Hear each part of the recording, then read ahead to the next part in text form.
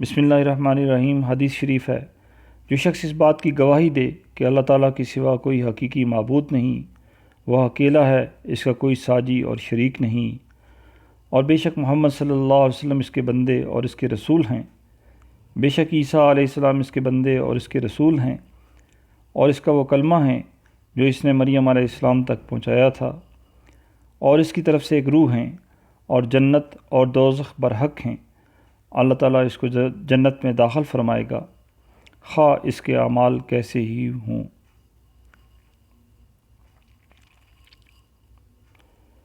بسم اللہ الرحمن الرحیم۔ حدیث شریف ہے، بندہ جب بیمار ہوتا ہے یا سفر کرتا ہے تو اس کے لیے ان عبادات کا ثواب لکھ دیا جاتا ہے جنہیں وہ حالت اقامت یا صحت میں ادا کیا کرتا تھا۔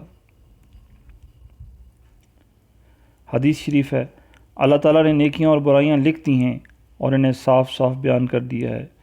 چنانچہ جس نے کسی نیکی کا ارادہ کیا لیکن اس پر عمل نہ کر سکا تو اس کے کھاتے میں اللہ تعالیٰ اپنے یہاں ایک مکمل نیکی لکھ دیتے ہیں۔ اگر اس نے ارادہ کرنے کے بعد اس پر عمل بھی کر لیا تو اللہ تعالیٰ اس کے لیے اپنے یہاں 10 نیکیوں کے ساتھ 100 گنا تک بلکہ اس سے بھی زیادہ نیکیاں لکھ دیتے ہیں۔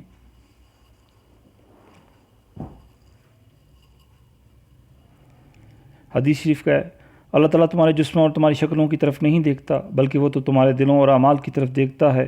عبداللہ بن عمر اور جابر بن عبداللہ رضی اللہ تعالیٰ عنہما سے روایت ہے کہ رسول اللہ صلی اللہ علیہ وسلم نے فرمایا، کامل مسلمان وہ ہے جس کے ہاتھ اور زبان کی ایذا رسانی سے مسلمان محفوظ رہیں، اور حقیقی مہاجر وہ ہے جو ان تمام چیزوں کو چھوڑ دے جن سے اللہ تعالیٰ نے منع فرمایا ہے۔